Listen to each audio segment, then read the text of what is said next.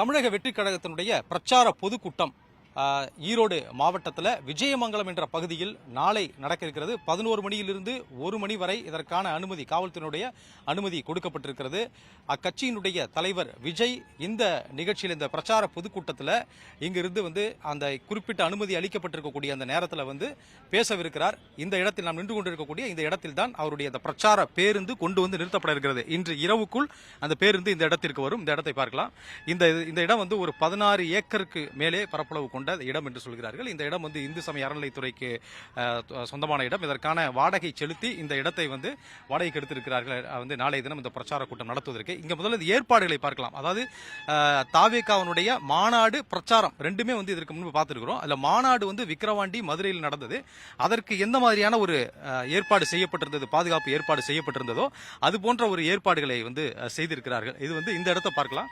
இது போன்ற இரும்பு தடுப்புகளை ஏற்படுத்தி இருக்கிறார்கள். இந்த இரும்பு தடுப்புகள் 2 அடுக்குகளாக விஜயனுடைய பேருந்து இருக்கக்கூடிய இடத்திலிருந்து முன்பு ஒரு 50 அடி இடைவெளி விட்டு இவற்றை ஏற்பாடு செய்திருக்கிறார்கள். இதில் ஒரு சிறிய மாற்றம் இருக்கிறது. அதாவது என்னவென்றால், இதற்கு நடுவில் பார்க்கலாம். நடுவில் ஒரு பகுதி ஒரு திறந்த நிலையில் ஒரு பகுதி இடமிட்டிருக்கிறார்கள். இந்த இடத்தில் நின்று தான் இந்த பேருந்தை நிறுத்தி தான் முதலில் பேசுவதாக இருந்தது. அதாவது 2 பகுதியிலும் மக்கள் நிற்பார்கள். அதற்கு நடுவிலே பேருந்து நிறுத்தி பேச வைக்கலாம் என்ற ஒரு திட்டம் இருந்தது. ஆனால் அங்கே பேருந்தை நோக்கி தொண்டர்களும் வந்திருக்கக்கூடிய பொதுமக்களும் ஓடி வருவார்கள் என்பதனால இதற்கு ஒரு பாதுகாப்பு ஏற்பாடாக இந்த இடத்திலே முடிவு செய்திருக்கு. அதாவது பாண்டிச்சேரியில் பார்த்தோம் இல்லையா, பாண்டிச்சேரியில் எவ்வாறு இந்த கூட்டம் நடந்தது, அதாவது ஒரு மேடை அமைத்தால் அந்த மேடையை நோக்கி எவ்வாறு கட்சியினர் நிற்க வைக்கப்படுவார்களோ, அமர வைக்கப்படுவார்களோ, அதே போன்று பேருந்தை இந்த இடத்துல எடுத்திருக்கிறார்கள். அந்த பேருந்திலிருந்து ஒரு 50 அடி இடைவேளை விடப்படுகிறது. அதுல 2 அடுக்குகளாக இரும்பு தடுப்புகளை பார்த்தோம். இந்த இரும்பு தடுப்புகள் அங்கே வைக்கப்பட இருக்கிறது.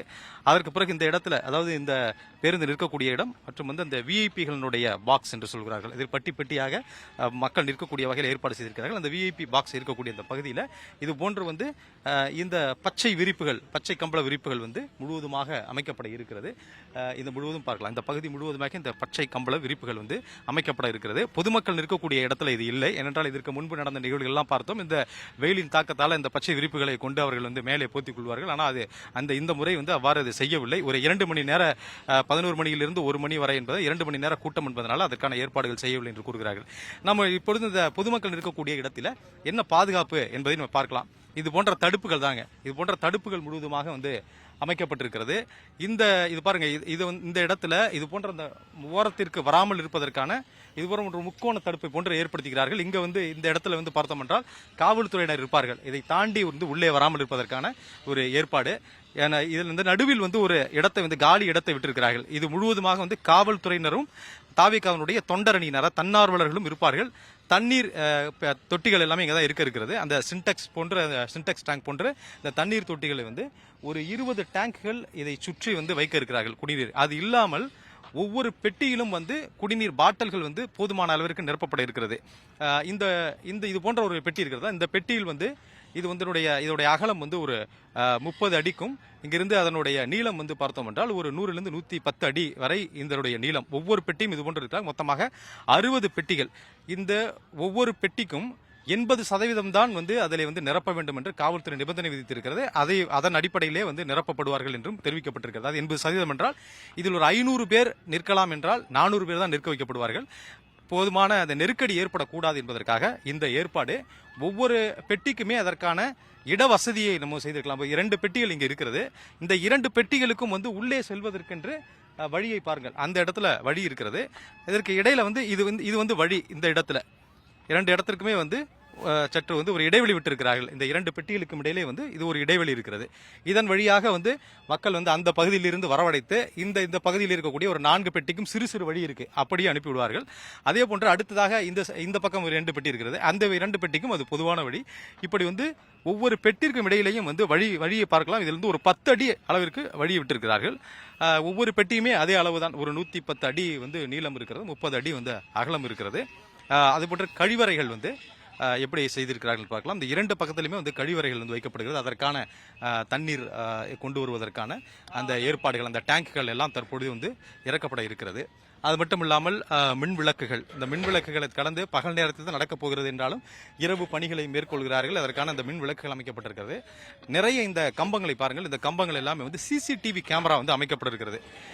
பாதுகாப்பு ஒரு பக்கம், சிசிடிவி கேமரா முழுவதுமாக ஒரு 50க்கும் மேற்பட்ட சிசிடிவி கேமரா அந்த கம்பங்களில் எல்லாமே வந்து வைக்க இருக்கிறார்கள்.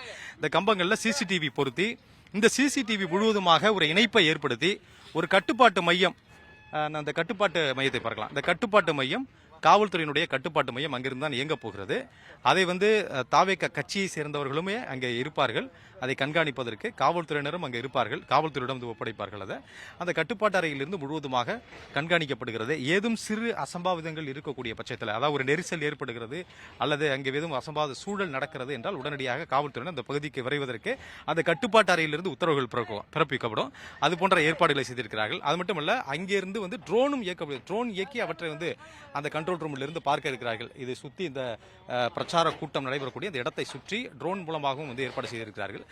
இந்த இடத்திலிருந்து மொத்தமாக இது விஜயனுடைய பேருந்து இந்த இடத்தில் நிற்கப் போகிறது. இந்த கடைசி வரை பார்த்தோம் என்றால் ஒரு 500 மீட்டர் 520 மீட்டர் தொலைவு வரை பொதுமக்கள் நிற்கக்கூடிய பகுதி. அதாவது அந்த கடைசி பெட்டியில நின்று பார்ப்பவர் ஒரு 500 மீட்டர் தொலைவில் இருந்து வந்து விஜயை வந்து பார்க்கலாம். அந்த அளவிற்கு வந்து முழுவதுமாக அதற்கான ஏற்பாடுகளை செய்திருக்கிறார்கள். ஆனால் இதற்கு முன்பு நடந்த தாவேகா தலைவர் விஜயனுடைய பிரச்சார கூட்டங்களையும் பொதுக்கூட்டங்களை வந்து இது போன்ற மாநாடுகளையும் நம்ம பார்த்திருக்கிறோம். விஜயை வந்து அருகில் இருந்து பார்ப்பதற்கு தான் விரும்புவார்கள்.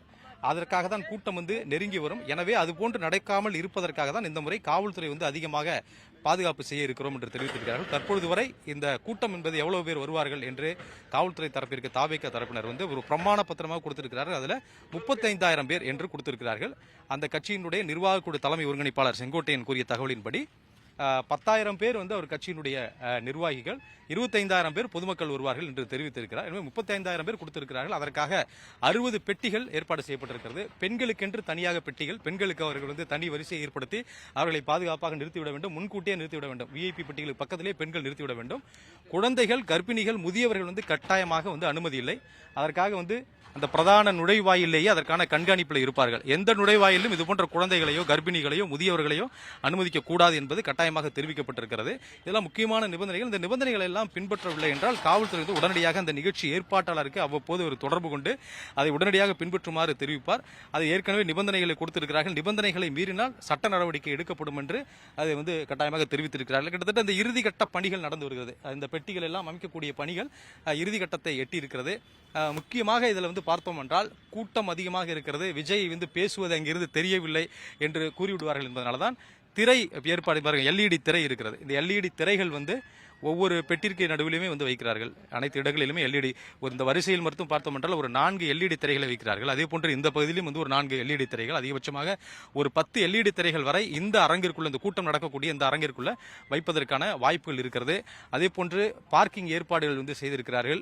ஒரு ஏக்கர் வந்து 30,000 ரூபாய்க்கு வாடகை வந்து வாடகைக்காக இந்த பார்க்கிங் ஏற்பாடு செய்திருப்பதாக இங்கிருந்து ஒரு கிலோமீட்டர் தொலைவில் இருசக்கர வாகனம் தனியாக நிறுத்துவதற்கும் 4 சக்கர வாகனங்களை நிறுத்துவதற்கும் தனியாக ஏற்பாடுகள் செய்திருக்கிறார்கள். சேலத்தில் இருந்து கோவை நோக்கி வரக்கூடிய வாகனங்கள் எல்லாமே வந்து வலதுபுறமாக திரும்பி இந்த நடக்கக்கூடிய பொதுக்கூட்டம் நடக்கக்கூடிய ஒரு திடலிலிருந்து 1 கிலோமீட்டர் தூரத்தில் அந்த பார்க்கிங் பகுதிக்கு செல்லலாம். அதே போன்று கோவையிலிருந்து வரக்கூடிய வாகனங்கள் இதற்கு இந்த டோல் பிளாசா இருக்கிறது, சுங்கச்சாவடி, அதற்கு முன்பாகவே இடதுபுறம் திரும்பி அவர்கள் வந்து அந்த பார்க்கிங் இருக்கக்கூடிய பகுதிக்கு அதற்கான வழிகள், அந்த பதாகைகளிலே வந்து அதற்கான அந்த டிசைன் போர்ட்ஸ் எல்லாத்தையும் வந்து சைன் போர்ட்ஸ் வந்து வைத்து விடுவார்கள், எந்த பகுதியாக எப்படி வந்து பார்க்கிங் பகுதிக்கு செல்ல வேண்டும் என்று.